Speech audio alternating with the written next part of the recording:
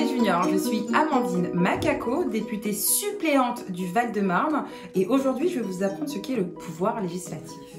Le pouvoir législatif, c'est le pouvoir de faire la loi, de voter le budget de l'État, de surveiller les ministres. Il est l'un des trois pouvoirs qui constituent l'État dans un régime démocratique. On parle alors du principe de la séparation des pouvoirs. Les deux autres pouvoirs sont le pouvoir judiciaire et le pouvoir exécutif. Le pouvoir exécutif, c'est le pouvoir qui va mettre en œuvre les lois qui sont votées par le Parlement et il est représenté par le gouvernement, c'est-à-dire par les ministres.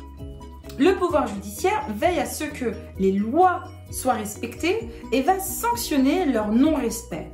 Ces trois pouvoirs sont indépendants des uns des autres. En France, le pouvoir législatif est exercé par le Parlement. Le Parlement est composé de deux chambres, l'Assemblée nationale et le Sénat.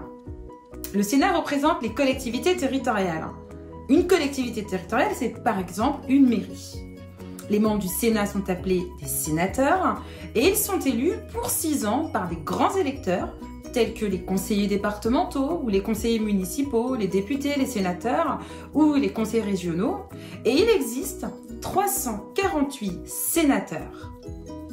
L'Assemblée nationale est, elle, composée de 577 députés. Les députés sont les membres de l'Assemblée nationale. Ils sont élus au suffrage universel direct, c'est-à-dire par les citoyens français. Et lors de ces élections, les députés sont élus avec un ou une suppléante.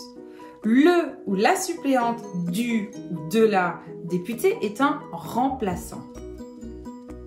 Il a pour rôle de remplacer le ou la députée à l'Assemblée nationale si ce dernier est nommé à une fonction exécutive.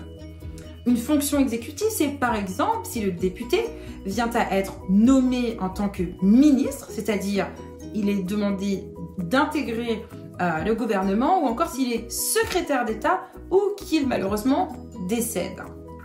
Alors toi, en tant que junior, tu peux également intégrer le Parlement des enfants. Et le Parlement des enfants, il est organisé par l'Assemblée nationale et le ministère en charge de l'éducation nationale. Il s'agit d'une opération annuelle qui est menée avec l'Assemblée nationale qui va proposer à des élèves en classe de CM2 de rédiger une proposition de loi avec leurs enseignants sur un thème donné. Alors, comment y participer? Eh bien, pour y participer, c'est très simple. La classe qui souhaite y participer doit déposer sa candidature auprès des directions départementales académiques qui vont à leur tour choisir les classes qui participeront au Parlement des enfants. Il est également possible de visiter l'Assemblée nationale ou le Sénat. Et pour ce faire, il suffit d'en faire la demande par mail au député de ta circonscription ou au sénateur de ton département et de te rendre sur le site internet de l'Assemblée nationale ou du Sénat. Eh bien, c'est tout pour aujourd'hui. J'espère que cette vidéo t'aura plu, que tu auras appris ce qu'est le pouvoir législatif et j'espère te revoir très bientôt dans notre seconde vidéo qui portera sur le pouvoir exécutif.